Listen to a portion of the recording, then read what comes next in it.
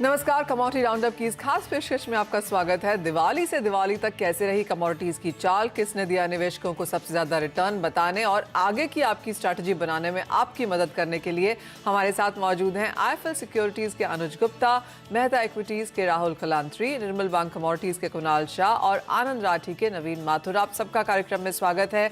आशा है कि आपने दिवाली पूजा, दिवाली बहुत शौक से मनाई और अब ऑफ कोर्स यहाँ पर नया साल शुरू हो चुका है और बाजारों में हमने देखा है कि नए पोर्टफोलियो एलोकेशंस की बात चल चुकी है और ज़्यादातर लोगों का यही मानना है कि अगले एक साल में भी कमोडिटीज़ आपके पोर्टफोलियो का हिस्सा होना ही चाहिए और यहाँ पर आगे आपको बेहतर रिटर्न्स देखने को मिल सकते हैं। एक्चुअली गोल्डमैन सैक्स की एक रिपोर्ट आई है जिसके मुताबिक 3 महीने, 6 महीने, अगले 12 महीने तक कमोडिटीज़ आपके पोर्टफोलियो में होनी चाहिए। गोल्डमैन सैक्स का तो ये भी मानना है कि एनर्जी आपको नियरली 48% के रिटर्न्स दे पाएगा, इंडस्ट्रियल मेटल्स 28% और प्रेशियस मेटल्स यानी कि सोना चांदी अगले 12 महीने में करीबन 23 से 24% की रिटर्न्स आपको आपके इन्वेस्टमेंट पे दे पाएंगे। क्या कुछ है हमारे निवेशकों के हाथ में और क्या कुछ हमारे एक्सपर्ट्स आज यहाँ पर उनको राय देंगे, ये जानने के लिए हमारे साथ हमारे एक्सपर्ट जुड़ चुके हैं। नवीन, सबसे पहले आपसे जानना चाहेंगे और सोने चांदी से ही शुरुआत कर लेते हैं। इस साल डॉलर टर्म्स में तो सोने चांदी ने रिटर्न नहीं दिया, लेकिन बाकी सभी करेंसीज में काफी बेहतरीन परफॉर्मेंस हमने आते हुए देखी है। तो अगर कोई सोना चांदी अपने पोर्टफोलियो में इंक्लूड करना चाहे, क्या देखते हैं आप रिटर्न्स? मनीषा, सबसे पहले तो आपको दिवाली और धनतेरस की बहुत बहुत शुभकामनाएं। Although we are giving this particular wish a little late to you and the crew of the CNBC Awards, but I think it's a well set tone. I think जो आपने क्वेश्चन पूछा है वो बिल्कुल रेलेवेंट है मनीषा। अगर आप देखें तो 10 से 15% हर एक को सोना अपने पोर्टफोलियो में रखना चाहिए। राय यही रहेगी। और सोना को कभी भी रिटर्न पर्सपेक्टिव से मत देखिए, उसको हेज की तरह देखिए। जो आप स्क्रीन पे डाटा भी दिखा रहे हैं वो अपने आप में एक रेलेवेंट डेटा है। अगर आप देखें तो 2019 और 20 में और उसके बाद भी जब ये 20 में मार्च में कोविड का सिचुएशन आया, 24% returns the gold has given in that particular year, although the COVID came up in 2020 March. But till March means even if that was the case, the trade deal and all those geopolitical tensions created too much of trouble. So एक तो मेरी सलाह हमेशा यही रहेगी मनीषा अपने निवेशकों के लिए कि उसको रिटर्न पर्सपेक्टिव से मत देखिए गोल्ड को, और उसको हेज के पर्सपेक्टिव से देखिए, एक रिस्क एवर्स एसेट। जब रिस्की एसेट सही काम नहीं कर रहे होते हैं मनीषा, तो हम सब जानते हैं कि रिस्क एवर्स एसेट्स ही काम करते हैं एंड गोल्ड एंड डॉलर की तरफ जितने भी निवेशक हैं वो जाते हैं। तो उस पर्सपेक्टिव से 10 से 15%, 12% के आसपास आपको हमेशा निवेश करना चाहिए।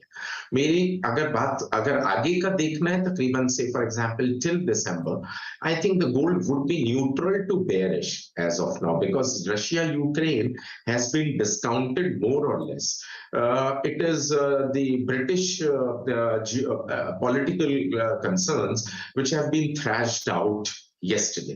So I think the global economy question would only be there because the Federal Reserve जो है वो रेट हाइक्स कर रहे हैं, तो वो डॉलर डेफिनेटली एप्रिशिएट करेगा, और अगर डॉलर एप्रिशिएट करेगा तो गोल्ड में भी थोड़ी सी मंदी आ सकती है। अगर आप देखें तो 1648 के आसपास गोल्ड चल रहा है, बहुत सीमित दायरे में, तकरीबन 1-1.25 महीने में काम कर रहा है। Very news based movement is happening. तो मुझे लगता है रुपये अगर डेप्रिशिएट होता है तो 52,000 तक के हम लेवल्स देख सकते हैं। तकरीबन 50,500 के आसपास का अभी भाव है दिसंबर वायदा जो है एमसीएक्स का।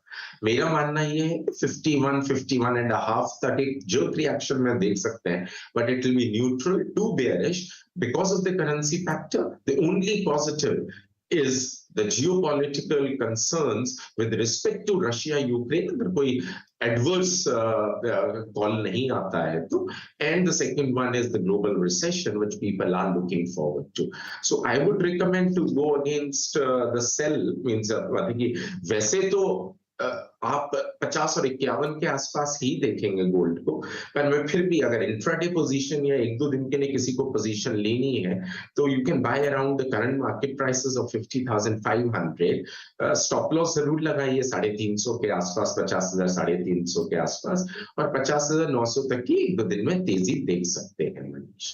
ऑल राइट, यानी कि डॉलर पे डिपेंड करेगा कि यहाँ पर सोना चांदी आगे कहाँ जाएंगे, लेकिन एक चीज़ तो है ही कि 10 से 12 से 15% आपके पोर्टफोलियो में होना ही चाहिए, क्योंकि एक अच्छा हेज तो है ही, रिटर्न्स भी यहाँ पर देता है और तेज़ी की उम्मीद यहाँ पर आगे जाके की जा सकती है। अनुज, आप कैसे देखते हैं सोने के भाव आगे जाते हुए और आपकी क्या राय रहेगी? जी, good morning. First of all very happy Diwali to you, your viewers and all the panelist. देखिए, ये तो मार्केट ने भी वेलकम किया है, चाहे वो इक्विटी मार्केट को देखे, चाहे गोल्ड सिल्वर को देखे, वो लोअर लेवल से बाउंस बैक हुए हैं। लास्ट ईयर गोल्ड करीबन 3% नेगेटिव था, इस बार हम देखें तो 6% पॉजिटिव रिटर्न्स दिए हैं। तो कहीं ना कहीं जो इन्वेस्टमेंट लोगों का स्टाइल है इन्वेस्टमेंट करने का, वो काफ़ी चेंज हुआ है। डेफिनेटली जो लोग पहले गोल्ड को ऐड नहीं कर रहे थे, अब गोल्ड को ऐड करना स्टार्ट किया है। और हमने देखा है कि पिछले साल के मुकाबले इस बार फिजिकल के अंदर भी करीबन 35% धनतेरस पर गोल्ड की फिजिकल बिक्री बढ़ी है। तो कहीं ना कहीं इन्वेस्टमेंट साइज हो या फिर गोल्ड का जो इंटरेस्ट है वो दोबारा से यहाँ देखने को मिला है। तो डेफिनेटली हमें लगता है कि गोल्ड एक हमेशा से ही पोर्टफोलियो का पार्ट रहा है और गोल्ड को पोर्टफोलियो में ऐड भी करना चाहिए। और एक इंटरेस्टिंग चीज़ हमने ये देखी कि यहाँ पर फेड ने पूरे साल के एंड में आकर ये माना कि उन्होंने जो भी स्टेप लिए हैं उससे कोई खासा असर देखने को नहीं मिला इकोनॉमी पे, और वो हो सकता है कि आगे एक स्मॉलर पेस पर, स्लोअर पेस पर इंटरेस्ट रेट बढ़ाएं, जो कि एक गोल्ड के लिए पॉजिटिव पॉइंट हो सकता है। साथ में हमने देखा है कि डॉलर इंडेक्स में भी थोड़ी सी गिरावट हमने आती हुई देखी है, थोड़ा कंसोलिडेशन अब हायर लेवल्स पे दिखा है। तो मुझे लगता है कि एक पॉजिटिव पॉइंट हो सकता है गोल्ड और सिल्वर के लिए। और एक महत्वपूर्ण चीज़ जो कि ऋषि सुनक जी ने एज ए प्रेसिडेंट ज्वाइन किया है, तो कहीं ना कहीं इलेक्ट हुए हैं वो, जो कि एक डॉलर के लिए थोड़ा सा वीकनेस हो सकता है और बाकी करेंसी वहां पर एक पॉजिटिव पॉइंट ला सकती हैं, तो उससे काफ़ी हद तक गोल्ड को सपोर्ट मिलेगा। तो मेरा मानना है कि गोल्ड जो ट्रेड कर रहा है, यहाँ से अच्छी रिकवरी हम गोल्ड में देख सकते हैं। हालांकि शॉर्टर टर्म में मुझे लगता है कि 50-800, 50-900 तक के लेवल देखने को मिल सकते हैं। इंटरनेशनल मार्केट में एक्सपेक्ट कर रहे हैं कि 1660, 1670 डॉलर तक के लेवल आपको इंटरनेशनल मार्केट में देखे जा सकते हैं। तो कहीं ना कहीं एक ऑप्टिमिज्म यहाँ पर गोल्ड के लिए दिखा है। हालांकि डोमेस्टिक मार्केट में तो इसने पॉजिटिव रिटर्न दिए थे, बट इंटरनेशनली थोड़ा सा नेगेटिव था। तो इंटरनेशनल के लिए मुझे लगता है कि यहाँ से अब एक रिकवरी मोड आ सकता है और जल्दी ही हम 1750 डॉलर तक के लेवल गोल्ड में, अगर हम ईयर एंड तक की बात करें, तो मुझे लगता है कि वो लेवल्स देखने को मिल सकते हैं। ऑल राइट, तो ये तो बात हुई चांदी की, यहाँ पर जहाँ पे सोने की रादर जहाँ पर खरीदारी की राय है, लेकिन चांदी की बात करेंगे। और कुणाल, यहाँ पर आपको क्या लगता है अगले 3, 6, 12 महीने में अगर इसको ब्रेक किया जाए तो क्या ट्रेजेक्ट्री बन सकती है? एकदम क्लियर है, 3, 6, 12 महीना सब पॉइंट ऑफ व्यू से गोल्ड और सिल्वर तेजी है, कोई दो राय नहीं है इसमें। कुछ भी होगा आगे, गोल्ड और सिल्वर आगे जाके ये जो नैरेटिव गोल्ड और सिल्वर के लिए रहेगा वो एक ही नैरेटिव है कि जैसे जैसे इंटरेस्ट रेट बढ़ता जाएगा यूएस में, यूरोप में, धीरे धीरे जो बड़ी प्रॉब्लम आने वाली है वो वहाँ की बॉन्ड मार्केट में आने वाली है। सो दिसंबर में मैं एक्सपेक्ट करता हूँ कि फेडरल रिजर्व रेट हाइक करना बंद कर देगा और वहाँ से गोल्ड सिल्वर में ओवरऑल आपको एक बहुत ही अच्छी तेजी का रुझान देखने मिलेगा। सो ये 1-1.5 महीना शायद रेंज में रह सकता है या थोड़ा बहुत ऊपर रह सकता है। ये 1.5 महीने का टाइम है आपके पास गोल्ड और सिल्वर बाई करने के लिए।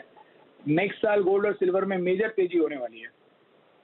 तो बढ़त की ही उम्मीद यहाँ पर सोने और चांदी में देखने को मिल रही है। राहुल, अगर आपको सोने और चांदी में किसी में चूज करना हो तो वो कौन सा मेटल होगा?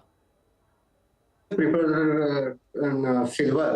as a next for the pickup of the next Diwali। हम देख रहे हैं जिस तरह से कंटिन्यूसली सिल्वर $18 का मेजर सपोर्ट लेते हुए बन रहा है एंड ट्राई कर रहा है कि $20 के ऊपर सस्टेन हो जाए। यदि $20 के ऊपर सस्टेन होता है तो हमें लगता है कि आने वाले समय में best commodity of the year silver होना चाहिए। हमें लगता है कि यहाँ पे 72,000 तक के भी लेवल फिर से नेक्स्ट ईयर के समय में आते हुए देख पाएंगे हम सिल्वर में। वहीं पे नीचे में देखें तो एक 50,000 का एक मेजर हर्डल पॉइंट रहेगा, उसको हम एज ए सपोर्ट ले सकते हैं। ऑल राइट, यानी कि सोने और चांदी में खरीदारी करके चलना है, इसे अपने पोर्टफोलियो का हिस्सा जरूर बनाएं। और सोने से ज्यादा चांदी की चमक यहाँ पर हमारे एक्सपर्ट्स को लगता है कि आपके पोर्टफोलियो को बढ़ने में काफी मदद कर सकती है। ये तो बात हुई सोने चांदी की। इसी के साथ एक ब्रेक के लिए रुकेंगे, जब लौटेंगे तो बाकी कमोडिटीज को कैसे अपने पोर्टफोलियो में शामिल करें, वहां पर क्या एक्सपेक्टेशंस हैं, बताएंगे आपको।